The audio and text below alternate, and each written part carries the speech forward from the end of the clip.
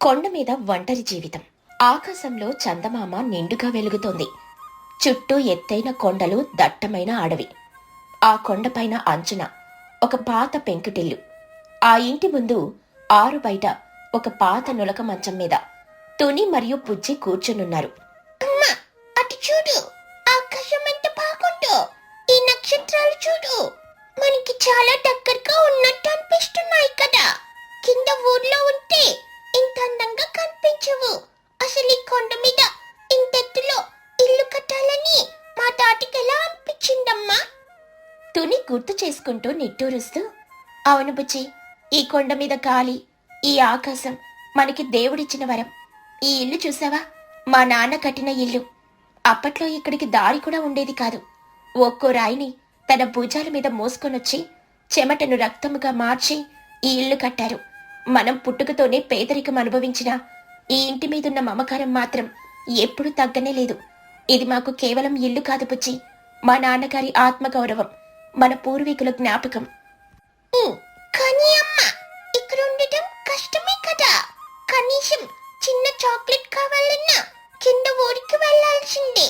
ఇక్కడ ఏ కిరాణా షాపు లేదు. నీళ్లు కూడా కింద నుండి తెచ్చుకోవాలి. రాత్రిపూట ఏమైనా అడవి జంతువులు వస్తే ఎలా?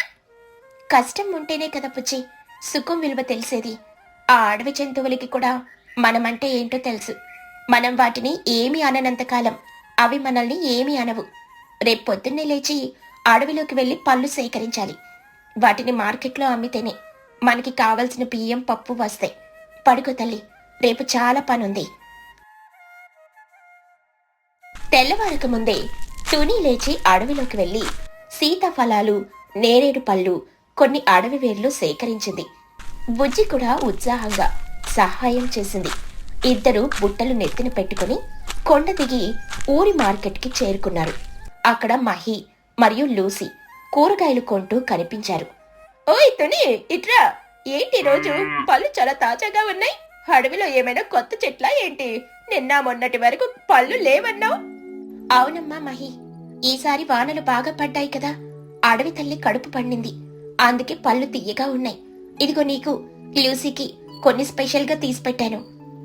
తుని, జాగ్రత్తగా ఉండు. ఈ మధ్య అడవిలో క్రూర మృగాల సంచారం ఎక్కువైందట. కింద ఊర్లో జనం భయపడుతున్నారు. ఆ కొండ మీద ఒంటరిగా ఇద్దరు ఆడవాళ్ళుండడం ఏమంత మంచిది కాదు. కావాలంటే కింద ఊర్లోకి వచ్చేయొచ్చు కదా. నీ పాత ఇల్లు అమ్మేసి ఇక్కడ హాయిగా ఉండొచ్చు. ధన్యవాదాలు లూసీ, మీ ప్రేమకు సంతోషం. కానీ ఆ అడవిలోని దేవత అనుగ్రహం మాకున్నంతసేపు మాకు ఏమీ కాదులే. ఆ కొండమ్మే మమ్మల్ని కాపాడుతుంది. మా ఇల్లు వదిలి మేమెక్కడికి రాలేము. అది మా రక్తంలో కలిసిపోయింది. సరేలే తుని, నీ ఇష్టం. కానీ ఏమైనా అవసరమైతే మాత్రం మొహమాట పడకుండా నాకు కబురు పంపించు, మేమున్నాం కదా. తుని వాళ్లతో మాట్లాడి తన పళ్ళమ్మేసి వచ్చిన డబ్బుతో బియ్యం, నూనె కొనుక్కుని మళ్లీ కొండపైకి బయలుదేరింది. కొన్ని రోజుల తర్వాత తుని స్నేహితురాలు చోటు తన కొడుకు బన్నుని తీసుకుని కొండపైకి వచ్చారు. బన్ను పట్నంలో చదువుకుంటున్నాడు. అతనికి అడవంటే భయం. అతన్ని చూడగానే బుజ్జికి ఎక్కడ లేని వెటకారం వచ్చింది. ఏంటి తుని, ఎలా ఉన్నావు? ఈ కొండ ఎక్కేసరికి నా ఊపిరి ఆగిపోయినంత పనైపోయింది. మోకాలు చెట్లుతున్నాయి. మీరెలా ఈ రోజు ఈ గట్టు మీద తిరుగుతారో ఏంటో? అలవాటైపోయింది చోటు. ఈ కొండగాలి పీల్చకపోతే నా ప్రాణం నిలవదు. రా, లోపలికి రా, కాసేపు ఆ అరుగు మీద కూర్చో. బయట బన్ను చెట్లు, పాము పుట్టలు చూసి భయపడుతుంటే బుజ్జి అడవిలో తిరుగుతూ బిల్డప్ ఇస్తుంది. ఒరే పనుక, అంతలో వణికిపోతున్నావేంటి? అటు చూడు, ఆ పెద్ద వేప చెట్టుంటే దానికి రోజు నేనే నీళ్లు పోస్తాను. ఈ అడవంతా ఇంత పచ్చగా ఉందంటే దానికి కారణం నేనే అని నీకు తెలుసా? అడవి దేవత నాకు డైరెక్ట్ గా ఫోన్ చేస్తుంది ఏదైనా అవసరమైతే. బన్ను నవ్వుతూ, అబ్బా, అంత సేనుందా? ఈ అడవిని నువ్వు కాపాడుతున్నావా? మరి ప్రభుత్వం పెట్టే ఫారెస్ట్ గార్డులు ఏం చేస్తున్నారు? వాళ్ళకేం తెలుసు? నేను రాత్రిపూట లాంతరు పట్టుకొని కాపలా కాస్తాను. అప్పుడప్పుడు పులొస్తే హుషని చిటిక వేస్తాను. అది తోక ముచ్చుకొని పారిపోతుంది. అందుకే జంతువులన్నీ నా మాట వింటాయి. కావాలంటే చూడు, ఈ చెట్టుని తాకితే నాకు హలో పుచ్చి అని చెబుతుంది. చాలే నీ బిల్డప్. నువ్వు నిజంగా పులిని చూస్తే ఇక్కడ నుండి కింద ఊరి వరకు ఒక్క ఉదటిన పరిగెత్తుతావని నాకు తెలుసులే. నీ మాటలు వింటే అడవి దేవత కూడా నవ్వుకుంటుంది. బుజ్జి మరియు బన్ను అలా సరదాగా గొడవ పడుతుంటే తుని చోటు నవ్వుకుంటూ వాళ్ళను చూస్తున్నారు. ఒకరోజు మార్కెట్ నుండి వస్తూ ఉండగా చిచ్చు తునిని కలిసింది. చిచ్చుకి కొంచెం గర్వం ఎక్కువ. పైగా ఇతరుల ఆస్తుల మీద కన్ను వేసి వాటిని తక్కువ ధరకు కాజేయాలని చూసే రకం. ఆమెకొక హోటల్ కట్టాలని ప్లాన్ ఉంది. ఏంటే తనే, నీ ఇల్లు ఏదో చాలా బాగుంటుందని, వ్యూ పాయింట్ అదిరిపోతుందని విన్నాను. నన్నొక్కసారి నీ రాజప్రసాదానికి తీసుకెళ్లకూడదు? తుని ఏమీ అనుకోకుండా చిచ్చుని కొండపైకి తీసుకెళ్ళింది. అక్కడున్న ఇంటిని, చుట్టూ ఉన్న ఆ అడవి సంపదను చూసి చిచ్చు కళ్ళు ఆశతో మెరిశాయి. చిచ్చు తన మనసులో, అబ్బా, ఎంత మంచిల్లో ఇక్కడ నుండి చూస్తే ఊరంతా అరచేతిలో ఉన్నట్టు కనిపిస్తుంది. ఇక్కడ ఒక రిసార్ట్ కడితే కోట్లు సంపాదించొచ్చు. ఈ తుని ఏముందులే, కొంచెం భయపడితే ఇల్లు వదిలేస్తుంది. ఈ ఇంటిని ఎలాగైనా నేను దక్కించుకోవాలి. చిచ్చు పుచ్చితో వెట్టకారంగా మాట్లాడడం మొదలుపెట్టింది. ఏంటే బజ్జి, ఈ పాత కొంపలో నీకు భయం వేయదా? ఏమైనా దయ్యాలు వస్తే ఏం చేస్తారో? అసలు రాత్రిపూట దీపాలు కూడా ఉండవు కదా. దయ్యాల? మా ఇంట్లోకి దయ్యాలు రావు చిచ్చు అట్ట. ఒకవేళ పొరపాటున వచ్చినా నీ ముఖం చూస్తే అవే భయపడి కిందకు దూకేస్తాయి. అంత పవర్ఫుల్ మేకప్ నీది. చిచ్చు కోపంగా, ఏంటే నాకే ఎదురు సమాధానం చెప్తున్నావా? చిన్నదానివి, నగరపు పోకడ్లు అప్పుడే వచ్చాయా నీకు? నేనే కాదు చిచ్చు అట్ట, మా ఇంటి గోడలకు కూడా కళ్ళుంటాయి. ఎవరైనా చెడు బుద్ధితో వస్తే అవి వెంటనే పసికట్టేస్తాయి. చిచ్చు అక్కడి నుండి వెళ్లిపోతూ తునితో ఇలా అంది. తుని, ఈ ఇల్లు అమ్మే ఉద్దేశం ఉంటే నాకు చెప్పు. నువ్వు ఊర్లో ఉంటే హాయిగా ఉండొచ్చు, మంచి రేట్ ఇస్తాను. ఇక మరుసటి రోజు చిచ్చు తనతో పాటు కుహుని తీసుకుని ఒక సంచి నిండా డబ్బులతో తుని ఇంటికొచ్చింది. ఆమె ముఖంలో ఈసారి కఠినత్వం ఉంది. తుని, ఆలోచించావా? ఇదిగో ఈ డబ్బులు తీసుకో. నీకు కింది ఊర్లో చిన్న పెంకుటిల్లు కొనిస్తాను. ఈ పాత కొంప నాకమ్మి, ఇక్కడ నీకు భవిష్యత్తు లేదు. క్షమించి చిచ్చు, ఇది మా నాన్న కట్టిన ఇల్లు, మా తరతరాల జ్ఞాపకం. ప్రాణం పోయినా ఈ మట్టిని నేను అమ్ముకోను. నువ్వు మళ్ళీ ఈ విషయం అడవికి? అంత గర్వమా నీకు? సరే, నేను మంచిగా అడిగితే వినట్లేదు కదా. ఇప్పుడు చూడు నా తడాకా ఏంటో. అసలు ఈ కొండ మీద ఇల్లు కట్టడానికి మీకు పర్మిషన్ ఎక్కడిది? వెంటనే చిచ్చు తన ఫోన్ తీసి ఎవరో ఫ్రెండ్కి ఫోన్ చేసినట్టు నటించింది. చిచ్చు ఫోన్లో, హలో, ఫారెస్ట్ డిపార్ట్మెంట్ ఆఫీసర్ గారా? అవును, ఇక్కడ ఒక కొండ మీద ఇల్లు అక్రమంగా ఉంది. అడవి భూమిని ఆక్రమించుకున్నారు. అవును, వెంటనే వచ్చి దాన్ని జప్తు చేయాలి, కూల్ చేయండి. సరే, 2 రోజుల్లో ఆ ఇల్లు అక్కడ ఉండకూడదు. సరే సరే, పెట్టేస్తున్నాను. ఫోన్ పెట్టేసి తుని వైపు క్రూరంగా చూసింది. విన్నావుగా తుని, 2 రోజుల్లో అధికారులు వస్తారు. నీ ఇంటిని జేసీబీలతో కూల్ చేస్తారు. అప్పుడు రోడ్డు మీద పడి అడుక్కోవాలి. ఆలోచించుకో, ఇప్పుడైనా నాకిస్తావా, లేక నీ అంతటి నువ్వు నాశనం అయిపోతావా అని చెప్పి చిచ్చు అక్కడి నుండి వెళ్లిపోయింది. తుని మరియు బుజ్జి ఇద్దరు ఒక్కసారిగా నిశ్చేష్టులయ్యారు. కళ్ళల్లో నీళ్లు తిరిగాయి. ఆ రాత్రి వాళ్ళిద్దరూ సరిగ్గా అన్నం కూడా తినలేదు. తుని ఏడుస్తూ, దేవుడా, ఇప్పుడు నా ఇల్లు పోతుందా? మా నాన్న కట్టిన గుడిది, నేనెక్కడుండాలి? పాటిపడికమ్మ, ఆ చిచ్చు అట్టి ఏదో నాటకం ఆడుతుంది. మన ఇల్లు మనకే ఉంటుంది. మనం రేపు చోటు ఆంటీ దగ్గరికి వెళ్దాం. ఇక మరుసటి రోజు పొద్దున్నే తుని పుచ్చి కంగారుగా కొండ దిగి చోటు ఇంటికెళ్లారు. అక్కడ జరిగిందంతా వివరించి కన్నీళ్లు పెట్టుకున్నారు. ఏంటి, చిచ్చుకి అంత ధైర్యం వచ్చిందా? తుని, నువ్వు అస్సలు భయపడకు. ఆ కొండ నీ తండ్రి సొంతమని మన ఊరందరికీ తెలుసు. దానికి పక్క పట్ట కాగితాలు కూడా ఉన్నాయి. ఆ చిచ్చు ఏదో అబద్ధాలు చెప్పి నిన్ను లొంగ తీసుకోవాలని చూస్తుంది. అధికారులు అంత తేలికగా ఇల్లు కూల్చలేరు. నేను చూసుకుంటాను, నువ్వు ధైర్యంగా ఉండు. చోటు వెంటనే చిచ్చుకి ఫోన్ చేసింది. ఏంటి చిచ్చు, ఏమనుకుంటున్నావు నీ గురించి? నా ఫ్రెండ్ తునిని ఇబ్బంది పడుతున్నావంట కదా. నువ్వు ఎన్ని ఫేక్ ఫోన్లు చేసినా, ఎంత ప్రయత్నించినా ఆ ఇల్లు నీకు దక్కదు. మర్యాదగా ఆమె జోలికి రావడం మానే. చిచ్చు అటువైపు నుండి ఏదో వెటకారంగా మాట్లాడి ఫోన్ పెట్టేసింది. చోటుకి అర్థమైంది చిచ్చు ప్లాన్ చాలా పెద్దది అని.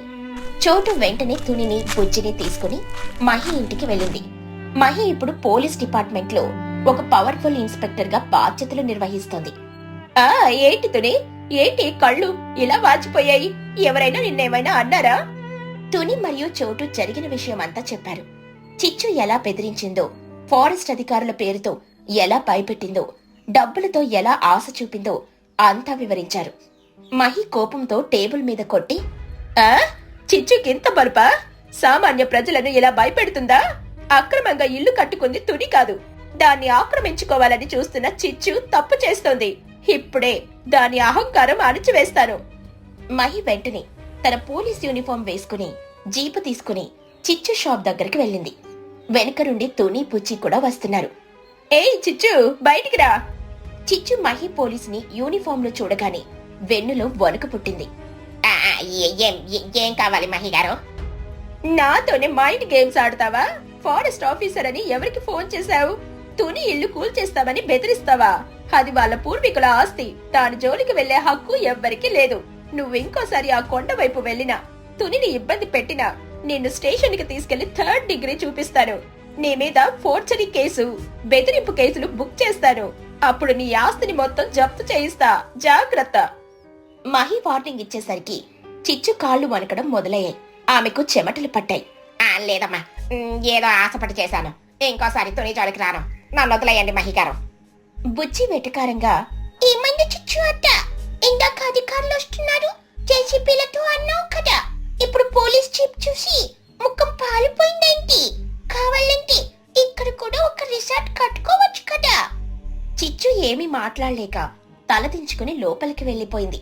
మహి సమయస్ఫూర్తితో తుని ఇంటికి పూర్తి రక్షణ లభించింది. మహికి థ్యాంక్స్ చెప్పి తుని మరియు బుజ్జి మళ్ళీ తమ కొండపైన ఉన్న ఇంటికి వెళ్లారు. ఆ రాత్రి మళ్లీ నులక మంచం మీద కూర్చొని ఆకాశం వైపు చూశారు. గాలి ఎంతో చల్లగా ప్రశాంతంగా ఉంది. అమ్మా, చూసావా మన ఇంటికున్న పవర్? ఇది కేవలం రాళ్లతో కట్టిన ఇల్లు కాదు, మన నాన్నగారి ఆశీస్సులున్న కోట. మనల్ని ఎవరూ ఏమీ చేయలేరు. అవును బుజ్జి, మన దగ్గర నిజాయితీ ఉంటే దేవుడు మనల్ని కాపాడటానికి మహిళలాంటి వాళ్ళని పంపిస్తాడు. ఇప్పుడు నేను చాలా ప్రశాంతంగా నిద్రపోగలను. ఆ కొండ దేవతే మన తోడు. అలా కొండ మీద ఒంటరిగా ఉన్న తమ మనసుల నిండా నిండిన ధైర్యంతో తుని మరియు బుజ్జి ఎంతో సంతోషంగా తమ జీవితాన్ని గడుపుతున్నారు. ప్రకృతి ఒడిలో వాళ్ళ జీవితం మళ్లీ పచ్చగా మారింది. ఈ కథలోని నీతేంటంటే, దురాశ దుఃఖానికి చేటు. ఇతరుల ఆస్తుల మీద కన్నేయడం వల్ల పరాభవం తప్పదు. నిజాయితీగా కష్టపడే వారికి ఎప్పుడూ ప్రకృతి మరియు దేవుడు తోడుగా ఉంటారు. చలిలో గుహలో పిచ్చుక కుటుంబం. పక్షుల గ్రామంలో తుని పిచ్చుకంటే ఒకప్పుడు అందరికీ భయం, అసూయ. ఆమెకు ఆ ఊరిలో ఎవరికీ లేనంత పెద్ద బంగ్లా, బోలెడంత ఆస్తి ఉండేవి. కాని ఆ ఆస్తితో పాటు ఆమెకు తలపొగరు కూడా పెరిగిపోయింది. ఇరుగు పొరుగున ఉండే చోటు చిలుక, చిచ్చుకాకి లాంటి వాళ్లను చాలా చులకనగా చూసేది. ఎవరికీ సహాయం చేసేది కాదు సరికదా, అవమానించేది. 2 సంవత్సరాల క్రితం తుని పిచ్చుక తన పెద్ద బంగ్లా ముందు ఖరీదైన కుర్చీలో కూర్చొని ద్రాక్ష పళ్ళు తింటోంది. ఆమె ఒంటి నిండా బంగారు ఆభరణాలున్నాయి. అప్పుడే చోటు చిలుక అక్కడికొచ్చింది. చోటు ముఖంలో ఆందోళన ఉంది. చోటు చిలుక గేటు బయట నిలబడి దయనీయంగా, తుని తుని, ఒక్కసారి టొస్తావా? తుని కనీసం తల తిప్పి చూడకుండా నౌకరుతో, ఎవరో అడుక్కునే వాళ్ళు వచ్చినట్లున్నారు, లేదని చెప్పి పంపించేసేయ్. నేను తుని, నీ ఫ్రెండ్ చోటుని. అడుక్కునే దాన్ని కాదు. మా బన్నుగాడికి ఒంట్లో బాగోలేదు, హాస్పిటల్కి తీసుకెళ్ళాలి. నా దగ్గర డబ్బులు లేవు. ఒక 500 ఇస్తావా? రేపే ఇచ్చేస్తాను. తుని పిచ్చుక విసుగ్గా లేచి గేటు దగ్గరికొచ్చి, ఓహో నువ్వా? ఫ్రెండ్ అంట ఫ్రెండ్. ఎప్పుడు చూడు ఏదో ఒక సమస్యతో నా ఇంటి ముందు ఏడుస్తూనే ఉంటారు. నా ఇల్లేమైనా చారిటీ ట్రస్ట్ అనుకుంటున్నారా? మొన్ననే కదా మీ ఆయన దగ్గర డబ్బులు తీసుకున్నావు, అప్పుడే అయిపోయాయా? అలా అనుకు తుని, మందులకు అయిపోయాయి. ప్లీజ్ తుని, బన్ను జ్వరంతో కాలిపోతున్నాడు. అయితే కన్నీళ్లు పోసి పడుకోబెట్టు. నా దగ్గర చిల్లర లేదు. నా డబ్బులన్నీ బిజినెస్లో ఉన్నాయి. అయినా నీ స్థాయికి తగిన వాళ్ళని అడుక్కోవాలే కాని నా దగ్గరికెందుకొస్తావు? మా గేటు ముందు నిలబడితే మా పరువు పోతుంది. వెళ్ళిక్కడి నుండి. తుని ముఖం మీదే గేటు వేసేసింది. చోటు చిలుక కన్నీళ్లతో వెన్నుతిరిగింది. పక్కనే ఉన్న చిచ్చుకాకి ఇదంతా చూసింది. తుని, అంత మాట అనాలా? రేపు మనకు కష్టం వస్తే ఎవరు రారు. డబ్బు శాశ్వతం కాదు. నాకు కష్టం రావడమా? కలలో కూడా జరగదు. నా ఆస్తి 7 తరాల కూర్చొని తిన్నా తరగదు. మీలాంటి పేదవాళ్లే కష్టాల గురించి భయపడాలి. నా జోలికి రాకండి. ఆ రోజు తుని గర్వం ఆకాశాన్ని తాకింది. కాని ఆమెకు తెలియదు ఆ ఆకాశం నుండి ఆమె కింద పడబోతుందని. కొన్ని నెలల తర్వాత తుని పిచ్చుక అత్యాశతో ఒక పెద్ద వ్యాపారం మొదలుపెట్టింది. పక్క ఊరి గ్రద్దలతో పార్ట్నర్షిప్ పెట్టుకుంది. ఒకరోజు రాత్రి తుని ఇంట్లో తుని పిచ్చుక ఫోన్ మాట్లాడుతూ వణుకుతున్న గొంతుతో, ఏంటి, షిప్ మునిగిపోయిందా? సరుకంతా పోయిందా? ఇన్సూరెన్స్ లేదా? అయ్యో, నా డబ్బులు, నేను పెట్టిన ₹1,00,00,000 ఏమయ్యాయి? అవతలి నుండి ఫోన్ కట్ అయిపోయింది. తుని చేతిలో ఫోన్ జారిపడింది. ఆమె అక్కడికక్కడే కుప్పకూలిపోయింది. బుజ్జి పిచ్చుక పరిగెత్తుకుంటూ వచ్చి, అమ్మా, ఏమైంది? ఎందుకు ఏడుస్తున్నావు? తుని పిచ్చుక బోరున ఏడుస్తూ, మనం మోసపోయాం బుజ్జి. ఆ గ్రద్దలు నన్ను నిండా ముంచేశారు. మన ఆస్తంతా పోయింది. అప్పులు వాళ్ళు ఇంటి మీదకొస్తున్నారు. మనం ఈ ఇల్లు అమ్మేయాలి. రోడ్డున పట్టాం తల్లి. వారం తిరిగేసరికి ఆ పెద్ద బంగ్లాను అప్పుల వాళ్ళు లాక్కున్నారు. తుని తన బంగారు నగలు, ఖరీదైన సామాన్లన్నీ అమ్మేసింది. చేతిలో మిగిలిన కొద్దిపాటి డబ్బుతో ఊరి చివరున్న ఒక చిన్న పాత రేకుల ఇంటిని అద్దెకు తీసుకుంది. ఆ చిన్న రేకుల ఇల్లు వాన వస్తే కురుస్తుంది, ఎండొస్తే కాలుతుంది. తుని పుచ్చి ఒక మూల ముడుచుకుని కూర్చున్నారు. తుని చేతిలో ఒక చిన్న సంచి ఉంది. అందులో ఆమెకు మిగిలిన చివరి ఆస్తి ₹5,000. బుజ్జి, మన దగ్గరున్నది ఇవే డబ్బులు. వీటితో మనం ఈ నెల అద్దె కట్టాలి, సరుకులు కొనుక్కోవాలి. నేను రేపటి నుండి ఏదైనా పని వెతుక్కుంటాను. బుజ్జి పిచ్చుక ఏడుస్తూ, అమ్మా, నాకు ఆకలేస్తోంది. ఆ చోటు ఆంటీ వాళ్ళ ఇంటికెళ్ళి అడుగుదామా? వాళ్ళు పెట్టారేమో. వద్దు బుజ్జి, నేను వాళ్ళని చాలా అవమానించాను. ఇప్పుడు వాళ్ళ దగ్గరికి వెళ్లి చెయ్యి చాచలేను. ఆకలిని భరిద్దాం, కాని అవమానాన్ని కాదు. ఆ రోజు రాత్రి తుని ఆ డబ్బుల సంచిని తలగడ కింద పెట్టుకుని పడుకుంది. కిటికీకి తలుపుల్లేవు. కేవలం ఒక్క గోనె సంచి కట్టి ఉంది. అర్ధరాత్రి ఒక దొంగ పక్షి కిటికీలో నుండి దూరింది. తుని గాఢ నిద్రలో ఉంది. ఆ దొంగ నెమ్మదిగా తలగడ కింద ఉన్న సంచిని లాక్కున్నాడు. ఉదయం లేచేసరికి సంచి లేదు. తుని గుండె పగిలిపోయింది. తుని పిచ్చుక తల బాదుకుంటూ, అయ్యో దేవుడా, నా ఆఖరి ఆశ కూడా పోయింది. ఆ దొంగ నా ప్రాణం తీసుకెళ్లిపోయాడు. ఇప్పుడు ఏంటి అద్దె ఎలా కట్టాలి? నా బిడ్డకు గంజ ఎలా పోయాలి? నన్ను చంపేయి దేవుడా. ఇంటి ఓనర్ లూసీ పావురం వచ్చి, ఏవే తుని, అద్దెస్తావా లేదా? డబ్బులు పోతే నాకేంటి? ఈ సాయంత్రంలోగా ఇల్లు ఖాళీ చెయ్యి, లేకపోతే నిన్ను నీ పిల్లను బయటికి గెంటేస్తా. సాయంత్రం ఇంటి ఓనర్ వాళ్లను గెంటేసింది. తుని, బుజ్జి రోడ్డున పడ్డారు. చేతిలో చిల్లిగవ్వలేదు. అప్పుడే చలికాలం మొదలైంది. సాయంత్రానికే మంచు దట్టంగా కురుస్తోంది. వాళ్ళు ఊరి చివరున్న ఒక పెద్ద చెట్టు కొమ్మ మీద కూర్చున్నారు. చలిగాలి కత్తుల్లా గుచ్చుతోంది. బుజ్జి పిచ్చుక చలికి గజగజా వణుకుతూ, అమ్మా, చలి చంపేస్తోందమ్మా, నాకు భయమేస్తోంది. మనం ఎక్కడికి వెళ్తున్నాం? మనకి ఇల్లు లేదా? తుని పిచ్చుక కూతుర్ని గట్టిగా హత్తుకుని కన్నీళ్లతో, లేదు తల్లి, మనకిల్లు లేదు, గోడు లేదు. ఈ ఆకాశమే మనకు కప్పు. నా పాపమే నిన్నిలా చేసింది. బుజ్జి పిచ్చుక చెట్టు కింద నుండి వెళ్తున్న చోటు, చిచ్చులను చూసింది. అమ్మా, అదిగో చోటు ఆంటీ, చిచ్చు ఆంటీ వెళ్తున్నారు. వాళ్ళని పిలుద్దామా? వాళ్ళ ఇంట్లో ఒక రాత్రికి పడుకుందామమ్మా. ప్లీజ్ పిలువు. తుని పిచ్చుక వాళ్ళ వైపు చూడలేక తల తిప్పుకుంటూ, వద్దు బుజ్జి, పిలవద్దు. వాళ్ళని చూసే ధైర్యం కూడా నాకు లేదు. ఎందుకమ్మా? వాళ్ళు మన ఫ్రెండ్సే కదా. తుని పిచ్చుక గుండె పగిలేలా ఏడుస్తూ, కాదు బుజ్జి, వాళ్ళు ఫ్రెండ్స్ గా ఉన్నప్పుడు నేను శత్రువులా ప్రవర్తించాను. డబ్బున్నప్పుడు నేను వాళ్ళను మనుషులుగా కూడా చూడలేదు. నా గేటు తాకద్దు, నా స్థాయి వేరని తిట్టాను. ఇప్పుడు ఏ ముఖం పెట్టుకుని వాళ్ళను సాయం అడగాలి? వాళ్ళు చీ అని ఉమ్మేస్తే నేను తట్టుకోలేను. ఆకలితో చచ్చిపోయినా పర్లేదు, కాని వాళ్ళ ముందు చెయ్యి చాచలేను బుజ్జి. చూసావా బుజ్జి, నువ్వు చెప్పింది నిజమే. నాడు నేను చేసిన అహంకారమే నేడు మనల్ని ఈ చెట్టు మీద కూర్చోపెట్టింది. అమ్మా, తప్పెవట్టయినా శిక్ష నాకెందుకమ్మా? నాకు ఆకలేస్తుంది. ఈ చలిలో నేను ఉండలేను.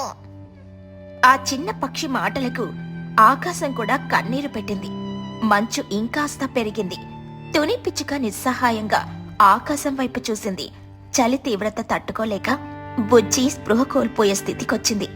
అప్పుడే బుజ్జికి దూరంగా కొండల మధ్య ఒక చిన్న నల్లటి రంధ్రం కనిపించింది. అమ్మా అమ్మా, అక్కడ చూడు, ఆ కొండ కింద ఏదో గుహలా ఉంది. అక్కడికి వెళ్దామా? కనీసం కాలి రాదు కదా. తుని పిచ్చుక ఆశగా చూసి, అవును బుజ్జి, అది గుహే, పద నా తల్లి, అక్కడికెళ్దాం. ఈ చెట్టు మీద ఉంటే మనం శవాలుగా మారుతాం. ఇద్దరూ కష్టపడి ఎగురుకుంటూ ఆ గుహ దగ్గరకు వెళ్లారు. అది పాతపడిన దుమ్ముతో నిండిన ఒక చిన్న రాతి గుహ. నేల మీద రాళ్లున్నాయి, కానీ బయట చలితో పోలిస్తే అక్కడ కొంచెం వెచ్చగా ఉంది. బుజ్జి, లోపలికి రా, ఇదే మన ఇల్లు, ఇదే మన కూడు.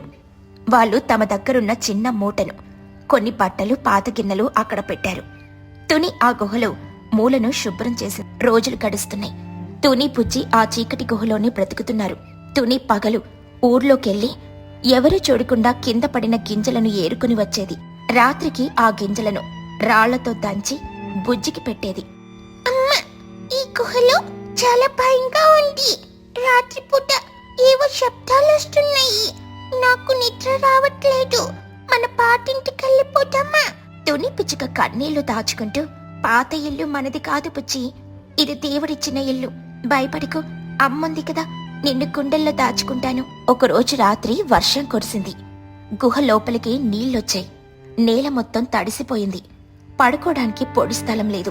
తుని పిచ్చుక రాత్రంతా నిలబడే ఉంది. బుజ్జిని తన వీపు మీద ఎక్కించుకుని కాపాడింది. దేవుడా, నా కర్మకాలి ఎలా అయ్యాను, కాని ఈ పసిపిట్ట ఏం పాపం చేసింది? దానికి మంచి భవిష్యత్ ఇస్తానని చెప్పి ఈ గుహలో బంధించాను. నేను ఎంత దౌర్భాగ్యురాలిని. చలికాలం ముగిసే సమయం వచ్చింది. కాని తుని ఆరోగ్యం క్షీణించింది. సరైన తిండి లేక ఆ గుహలోనే చలికి ఆమె రెక్కలు పనిచేయడం మానేశాయి. ఒకరోజు ఆమె లేవలేకపోయింది. అమ్మా, లే అమ్మా, ఆకలేస్తోంది. తుని పిచ్చుక నీరసంగా, బుజ్జి, అమ్మ లేవలేకపోతుంది. నా శరీరంలో శక్తి లేదు. నువ్వెళ్ళి ఎవరినైనా సహాయం అడుగుతావా? చోటు ఆంటీ దగ్గరికెళ్ళు. నువ్వు వద్దన్నావు కదమ్మా, వాళ్ళు తిడతారని అన్నావు కదా. పర్లేదు బుజ్జి, తిట్టినా పర్లేదు, కొట్టినా పర్లేదు, నీకు పిడికడన్నం పెడితే చాలు. వెళ్ళు తల్లి, నా అహంకారం నన్ను చంపేసింది. నిన్ను కూడా చంపకూడదు. వెళ్ళి వాళ్ళ కాళ్ళు పట్టుకో. బుజ్జి ఏడుస్తూ బయటికెళ్ళింది. తుని ఆ చీకటి గుహలో రాతి నేల మీద ఒంటరిగా పడుకొనుంది. కళ్ల ముందు తన గతం మెదిలింది. పట్టుపరుపులు, వెండి గిన్నెలు, దర్జా అన్నీ కరిగిపోయాయి. మిగిలింది కేవలం ఈ చీకటి, ఈ చలి. తుని పిచ్చుక చివరి మాటగా, డబ్బున్నప్పుడు మనుషులు కావాలి, డబ్బు పోయాక మనుషులు గుర్తుకొస్తారు. కాని అప్పటికే కాలం మించిపోతుంది. క్షమించి చోటు, క్షమించి చిచ్చు, నా పాపానికి ఇదే సరైన శిక్ష. ఆ గుహలో తుని కన్నీటి చుక్క రాయి మీద పడి గడ్డకట్టింది. బయట చలిగాలి ఇంకా వీస్తూనే ఉంది.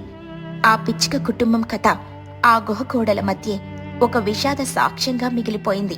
అహంకారం మనిషిని ఒంటరిని చేస్తుంది. ఆపదలో ఉన్నప్పుడు సిగ్గు పక్కన పెట్టి సహాయం అడిగుంటే బహుశా తుని పరిస్థితి వేరేలా ఉండేదేమో. కాని చేసిన తప్పులు నీడలా వెంటాడి ఆ గుహలో బందీని చేశాయి.